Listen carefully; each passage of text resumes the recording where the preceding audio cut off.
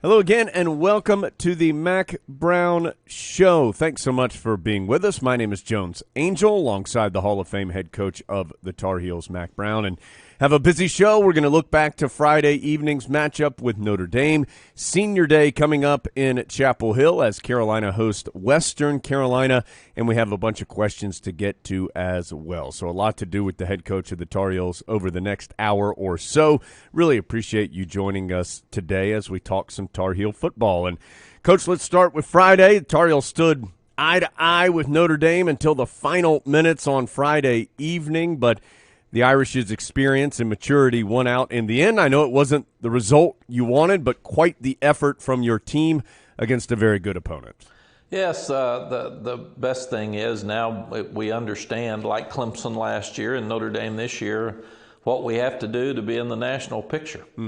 And they're big, they're strong, they're really good. I thought they were good, but they're too deep. They had 16 seniors and graduate students. They kept bringing in people on defense that could run. One time, Javante bounced outside. I thought he had it, and the defensive tackle ran him down. That's how fast these guys were. And Ian Book should be he should be talked about in the Heisman race. We couldn't tackle him. He made play after play after play. The guy's 29-3 as a starter. And I'm really, really proud, Jones, that with 6 minutes left to go, we've got the ball 38 yards away from the goal line, 1st and 10, with a chance to win the game, and just couldn't do it. And then with 5 minutes left, we got them backed up at the 10, and one of the few times our defense let the dam break, and they squirted the run for a long run out the side. So you start looking at the game defensively, by far the best we've played against a good team, and Notre Dame was by far the best team that we've played this year. We were physical, we tackled well. We've still got to play the ball better. We had 3 penalties with our outside people and our secondary, but we played well enough on defense to win. Got to get more sacks. We had 2. Still got to force some turnovers. We're not forcing turnovers, but Notre Dame hadn't turned it over, and that's why they're the second best team in the country. Special teams, which has been up and down all year, played by far their best. They gave us a chance to win because their punter punted us inside the 5 twice. Well, we punted them to their end of the field and really had good field position from that standpoint, keeping them backed up for our defense throughout the game. Ben Kiernan did an awesome job of punting. Jonathan Kim continues to kick the ball deep, and the one time we didn't, we got him inside the 20 on kickoffs. Grayson Atkins did his job all night. He was 100%. And then British Brooks and Obi Abuna. I always have trouble with Abuna, but Abuna ended up playing really, really well on special teams. Our 3 best defensive players were Tamon Fox, Chaz Surratt, and Ray Vahasek, because those guys played really, really well. Offensively, we had a great first half, and we went into halftime thinking we're good. Man, we're in great shape. We came back out and struggled in the third quarter some, and the longer the game went on, the longer they kept rotating people. Their front 7 was tougher than our front 7, and they beat us down, and we weren't able to protect Sam. So, and utilize the speed outside that we knew was our mismatch against them. So give Notre Dame credit. We talked after the game about wonder what they did differently. They really didn't do anything differently the second half. They just beat us down. And it's still did the same things they were doing the first half. And that's why I don't like to comment a lot of times on things like that, who played well, who didn't, right after a game, because I've done that in the past and I've been wrong. Because I've got a seat like you do. I'm on the sideline, and I can see some. I can't see everything, so I like to see everything, like the penalties. I want to know that they were penalties before we discuss them too much. But really, really proud of the effort. The guys gave us every ounce they had. They had confidence. I said stay in the game with a chance to win the fourth quarter, and I think we'll win the game. Well, we did that, and our fourth quarter's been by far the best that anybody in the country, and we didn't play well enough in the fourth quarter offensively to win. And Tar Heels have the largest positive scoring margin in the fourth quarter by far over the last 2 seasons in the nation. Coach, you mentioned that punting and field position. When you have a punter like Ben Kiernan who can do it in different ways, and we saw a lot of the rugby-style kicks on Saturday evening against Notre Dame, what kind of flexibility does that provide for you when it comes to that field position game? The best thing that Ben can do, he can kill it if he's just a conventional punter, because he can kill it. But it's also hard to cover. In some ways, it's harder to protect.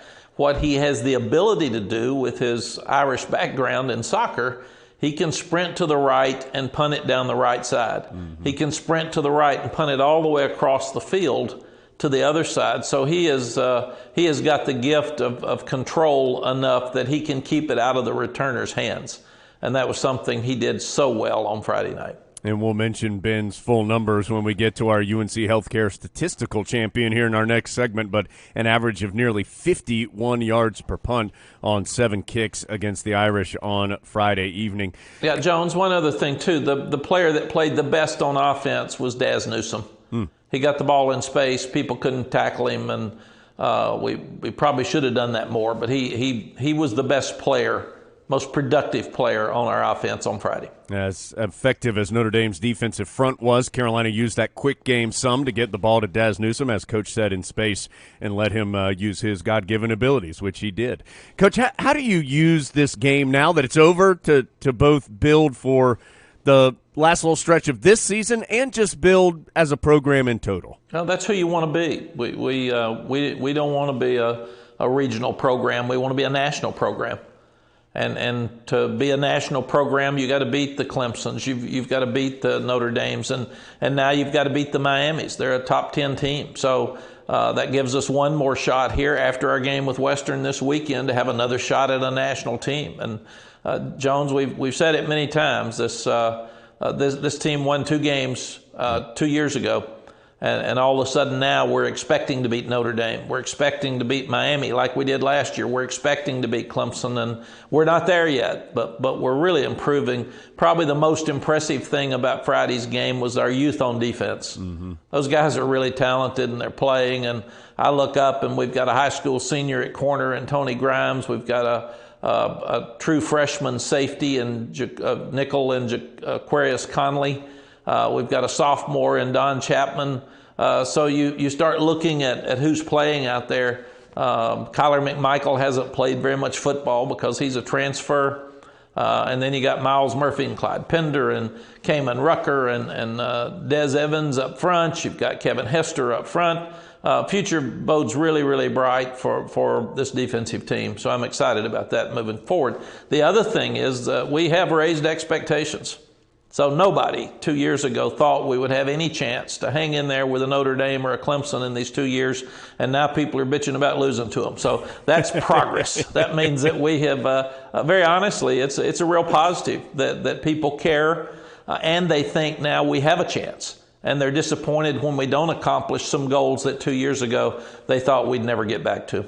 Absolutely. The Irish came to Chapel Hill in 2017, won that game 33-10, and very different expectations, different feeling leaving both of these games. As Coach mentioned, Notre Dame with a lot of seniors, Tar Heels played a lot of youth, and this was a very competitive game until the final moments when this was a one-score game the entire time. And Carolina will see Notre Dame, in fact, the next 2 seasons as well. They'll go to South Bend next year, the Irish making a return trip to Chapel Hill in 2 seasons. That's assuming no more COVID changes in the schedule. Let's hope that's the case over the next few years. Well, and what a shame, Friday, that we couldn't have the biggest crowd in our school history. That's right. Oh, my gosh. Great game. It would have helped us. We needed our fans. Instead of sitting in front of your TVs, we needed you in Keenan Friday, and so sorry you couldn't be there. All right, we're going to take a break, come back, have some more questions for Coach. Plus, we have a bunch of your questions for the Hall of Fame head coach of the Tar Heels. Plus, Carolina has its final home game of the season coming up on Saturday when the Heels host Western Carolina in Kenan Stadium. We'll talk about that game and a lot more as we move through the Mack Brown Show from Learfield, IMG College.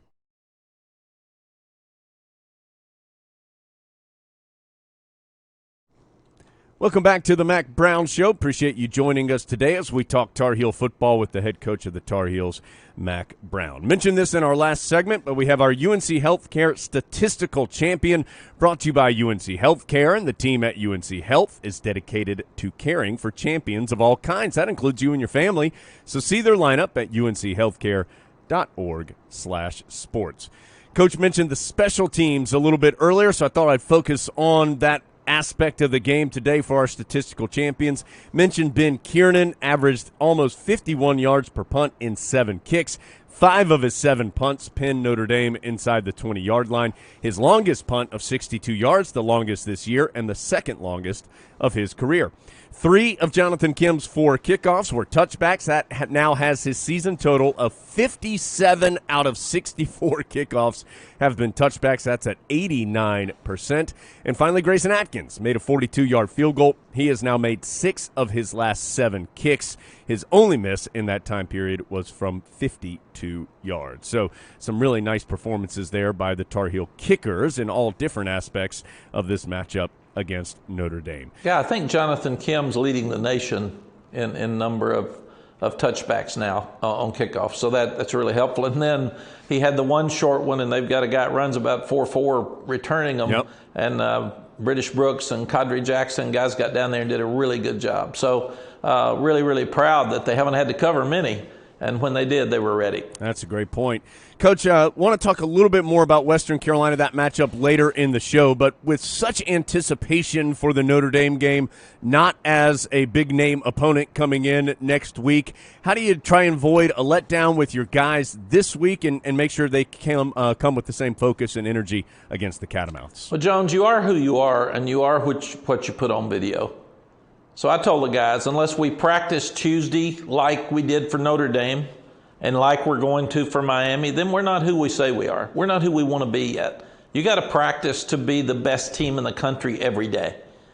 And Western will not have as good of players as we do. They're going to have some good players. They're going to come in and be excited and want to play. But this is not about Western. It's about us.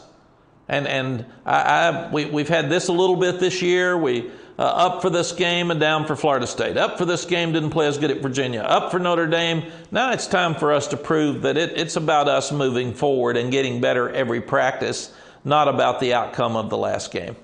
Coach, I want to talk about your senior class, although it's a unique year certainly for seniors with the potential for extra eligibility, but senior day would be Saturday with it being the final home game in Chapel Hill. Have you decided yet as a program how you're going to handle those senior day activities this year, especially considering COVID and everything else? Yes, we're trying to help our seniors have as normal an exit and graduating class as they possibly can during these horrible times. So we are going to have senior day on Saturday. We are going to have a senior banquet after the Miami game, and it'll be just the team, and it'll be in the blue zone. And so it'll obviously be different, but we can still have our awards and still have our captains chosen and do those type things. Saturday, we'll actually have the seniors come out on the game before the game starts, come out on the field before the game starts, and their parents will give a little address to them. Cool. On the video board, since they can't be on the field with them. So we do think that we can still make this rather unique and fun for them. And most of our seniors will go. A few may stay for next year because they can. Then we'll have some guys that are graduating that have a year left that will probably be graduate transfers. So times are just different right now. So it's but still, we want these guys to have a senior day. That's very important. We're playing Western for a number of reasons. It replaces the Charlotte game. We asked if the ACC office if we had to play Western Carolina, and I think this is important to note, and they said yes, because it's a TV exposure, and we promised the networks that we would do that. And the second reason is, well, we would not have another home game right now. Right. So our seniors would not have had the same experience for senior day. Another in-state opponent for the Tar Heels coming up. Of course, Carolina's had a lot of success against those in-state teams this year, already with wins against Duke, NC State, and Wake Forest as well. This will be the third meeting, by the way, between Carolina and Western Carolina. Those two played the 2 previous years before Coach Brown arrived, with Tar Heels winning in 2017 and 18. All right, we're going to take a timeout, get to some of your questions for the head coach of the Tar Heels when we return. It's his show. It's the Mack Brown Show from Learfield IMG College.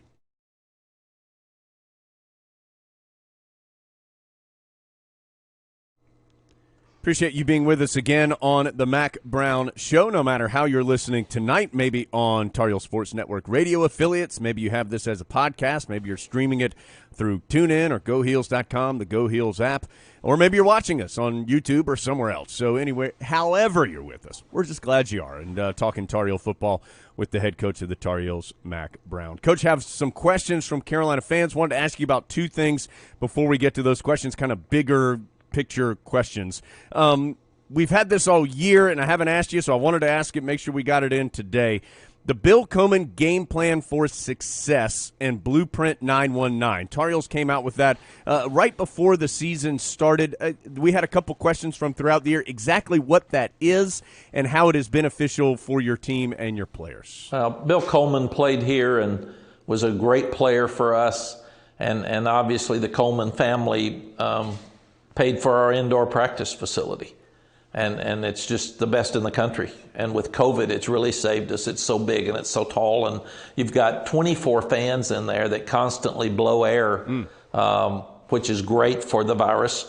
And you can raise the doors, just like garage doors, so the wind is coming in and out, or the air. So it's probably the safest place to practice for anybody in the country. And I can't say enough right now, too, about how our players and our coaches have handled COVID. They have really taken an awful situation and managed it to this point. Now we get test results back tonight, so we could have 15 guys that can't play this weekend. We understand that because the stuff is everywhere. But to this point, our guys have done very well. So Jim Coleman, who also played for us, he thought as part of this process, he didn't just want to pay for a building. The family wanted to help these guys in leadership. They wanted to help them in branding. And there's so many things that the Coleman Group is doing to help our football team far beyond just money for facilities. So this will be a great project for us to help our guys move forward with name, image, and likeness coming. We've got situations where we want to help guys get jobs, do a better job of that when they get out. We want to help them brand themselves. We're talking about a Sam Howell when you're talking about name, image, and likeness. We want to talk about the backup right guard because he needs to have an opportunity to help himself get ready for life after football as well. And his life after football might be shorter because he might not play in the NFL like Sam. So it's just really a fantastic gift moving forward, and we're building right now toward having the best branding and marketing situation for our players in the country. Coach, also one more before we get to some more football-specific questions. Had several questions about the social justice slogans on the uniforms for your team against Notre Dame. Just some questions about how that came about. Did you have to get special approval to do it, and what that conversation was like between you and your guys? Yes, it all came up this summer. So it's something we weren't talking about before the game or this week, so some people might have thought it was a distraction. It wasn't. But this summer, when there was some really bad social injustice going on, and there was protesting in the NBA, and the NBA put different slogans or names on their jerseys. The pro baseball shut it down for a while. Hockey shut it down. Everybody, women's basketball, pro women's basketball, shut it down, and they were protesting. Our guys and I sat down and said, okay, what do we do? Because the guys on the team have a lot of pressure from outside, Jones, saying, you need to step up. You need to use your voice. Well, it's difficult for them because, number one, they want to be drafted. Number two, they want to get jobs when they get out. And race is a very, very sensitive subject across our world. So I helped them with a video And I said, what do you want to say? I'm not trying to get in the NFL, and I'm not looking for a job, so I'm good. I can help get the message out for us. And all they're wanting is to make sure that people are treated fairly, and that they can drive a car and not be stopped for nothing, where I'm not going to be stopped with white privilege. And so what the NCAA said is you can put anything you want on the back of your jerseys all year if you want to, and you can put a patch on the front. Well, Tamon Fox did a little patch for us on the front that is talking about unity and equality, and it was really special for him to be such a great artist. On the back, the guys got to choose anything they wanted, and then it was approved through an administrative committee. So, I mean, some had Bible verses, some had Emery Simmons, number 0, he had tolerance on the back. Sam had peace. One of the players, I won't mention his name, but his dad died a couple of years ago, and he wanted his name on the back. So the players were able to choose anything that they wanted that they felt like was really passionate for them, so they could use their voice to speak out. We were going to do it at the Charlotte game. The Charlotte game was canceled, and the guys said, let's do it for Notre Dame. And we allowed them to do that. Gotcha. Coach, great answer, great calls, and certainly a great way for the individuals to be able to express themselves a little bit on the Tar Heel football team. Coach, wanted to get to a couple more football-specific questions. This one came from Dennis, and you mentioned Tony Grimes a little bit earlier. Dennis's question was about Tony and how you felt as though he held up, played, I think, every defensive snap, if not every, then a majority of the defensive snap against the Irish. And Dennis said, amazing to have a high school senior competing against seniors and grad students from the other side, and wondered how you thought he did in the game. Yeah, Tony did an amazing job. We've been concerned some because he's so young that if we put him out there and he doesn't do well, that it might beat him down and he'd lose some confidence for the future, because he's going to be an outstanding player. He held his own. He had the one interference call down near the end zone. And he's continuing to learn to play the ball better. They tried to pick on him some, but he hung in there and fought them. And really, really proud of him. Tony is part of these young guys that are going to have, hopefully, a defense like we had when we were here before in the late 90s.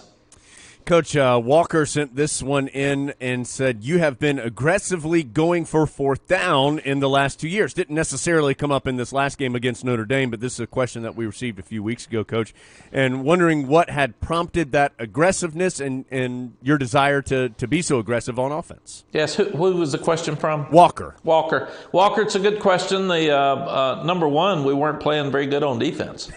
So we got to score some points. And I've always been of the thought that when you cross the 50, go 4 downs. I don't want to kick field goals.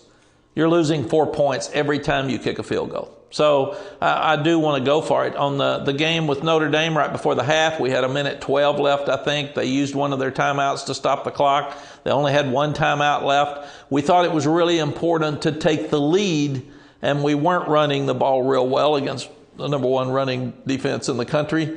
So we kicked the field goal, knowing that we got the ball to start the second half. So we thought that could be a 10-point swing.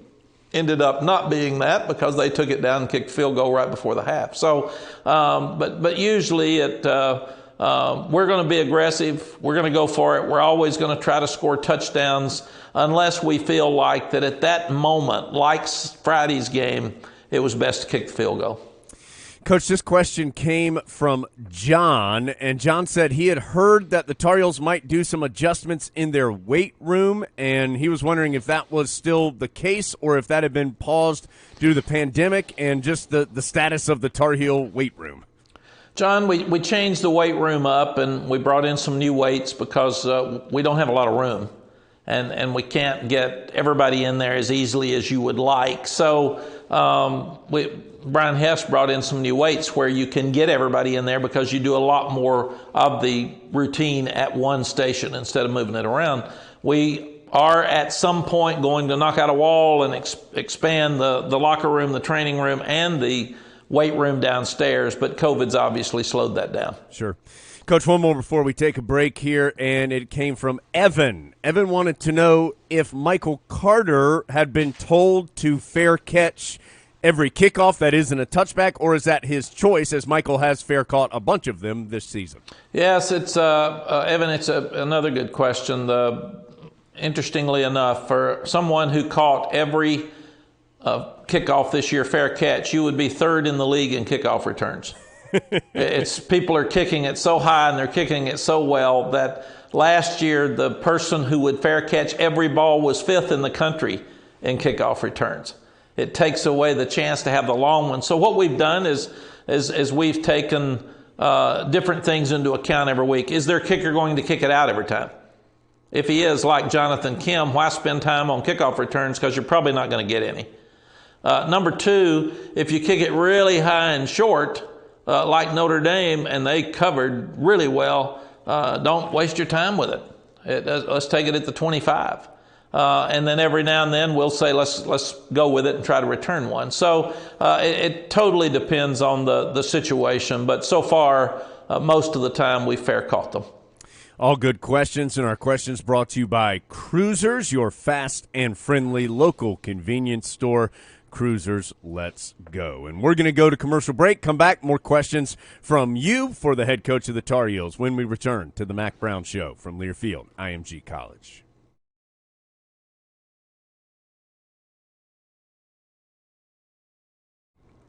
Welcome back to the Mack Brown Show. Thanks for being with us today. And quick question, do you know any Tar Heels that work selflessly to improve the lives of others and their communities? If you do, LS Tractor would like to hear about it.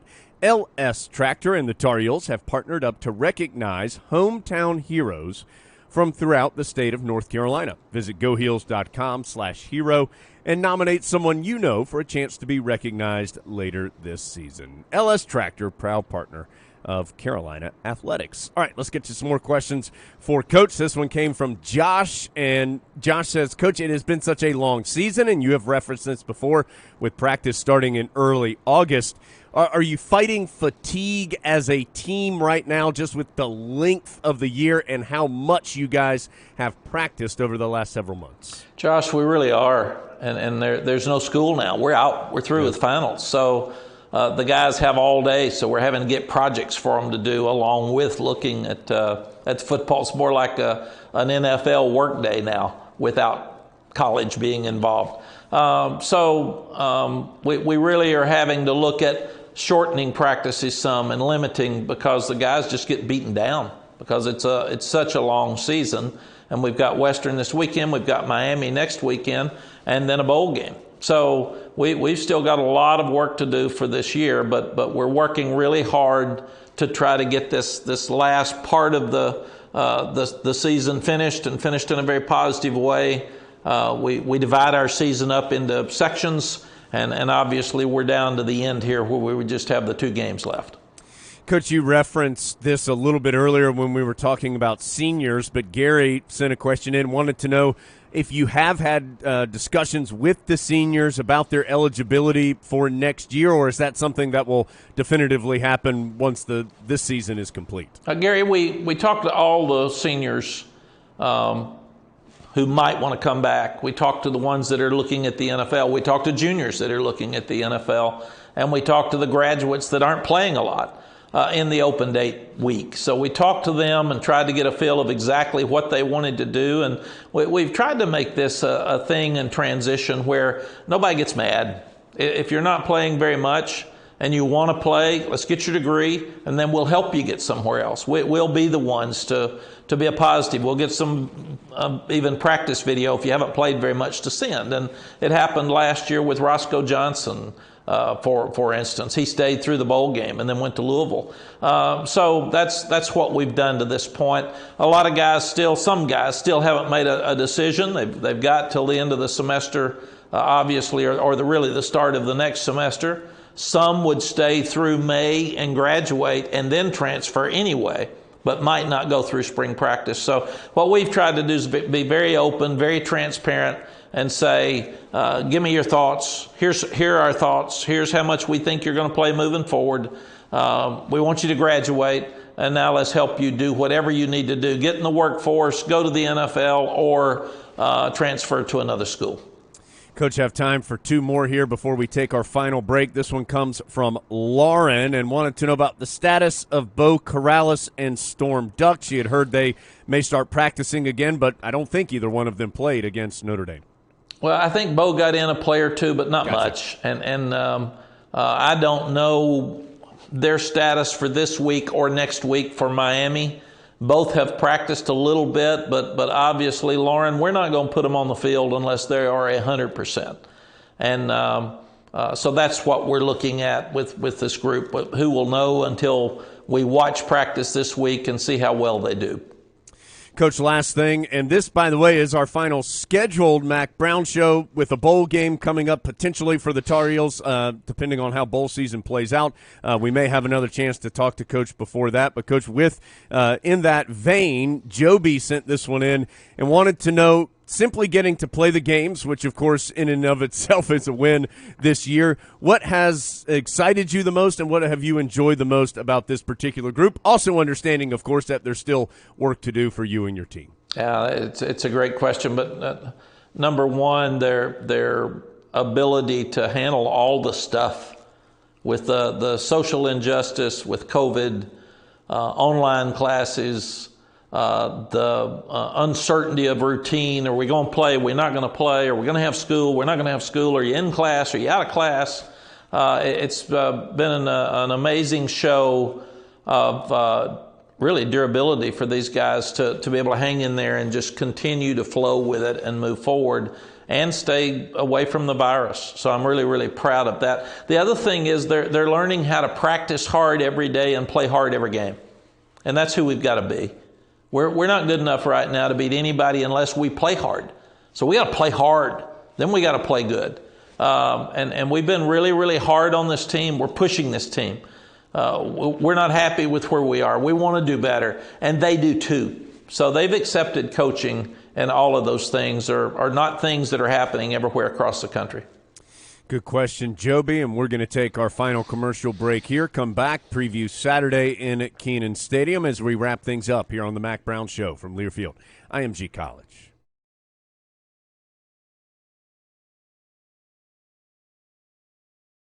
Western Carolina coming to Chapel Hill for what will be Senior Day for the Tar Heels. And, Coach, a big day for the seniors in your program and one big opportunity, final opportunity for your team to play well in Kenan Stadium. Yes, we've played really well at home.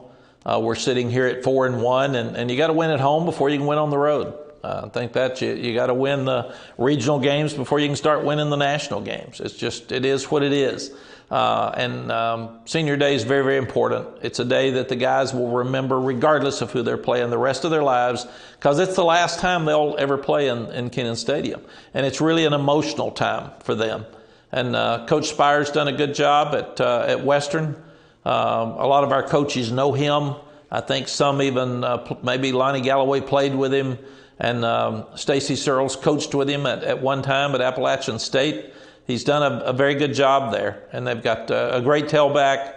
They're only playing 3 games this year, so their year's been very unique and different as well. They blitz a lot on defense. So the biggest thing for us is we're deeper. We've got more experience.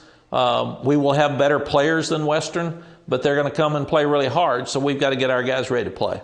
Donovan Spencer, that tailback for Western Carolina. And it is such a unique year for the Catamounts. They've played Liberty and Eastern Kentucky. Now, have had a couple weeks before playing the Tar Heels. They're scheduled to play some conference games, but not until the spring. So it is a unique situation, certainly for Western Carolina, as it has been for so many schools as they've moved through this unique campaign. Coach, I know a day about the seniors, but I also know a day that eventually you would like to be able to get some young guys into this game and hopefully get them some reps that they could use and build off of for the future. Well, we missed that in the Charlotte game, and what you got to do, Jones, is first you got to win the game. Yep. And it would be wrong of us to think that Western's not going to come in here thinking they can and trying to win the game. And people say, you can't. Yeah, well, try to lose it and then see how people think. So most important thing is win the game. If it happens that you can get some other guys in, because we're playing so many young guys now on defense, we're not getting as many in on offense. So hopefully that will work, but that's up to how we play. Coach, as we said, this is the last scheduled Mack Brown show of the year. We certainly hope to potentially get a chance to catch up with you before a bowl game, but I've enjoyed, as always, chatting with you as we've moved through the season, and congratulations. And still some work to do, of course, but congratulations up to this point on what's been a terrific season. Yeah, thank you, John. It's been a fun year. We're making a lot of progress and still got some work to do. All right. Thanks so much for being with us today and all season long here on the Mack Brown Show from Learfield, IMG College.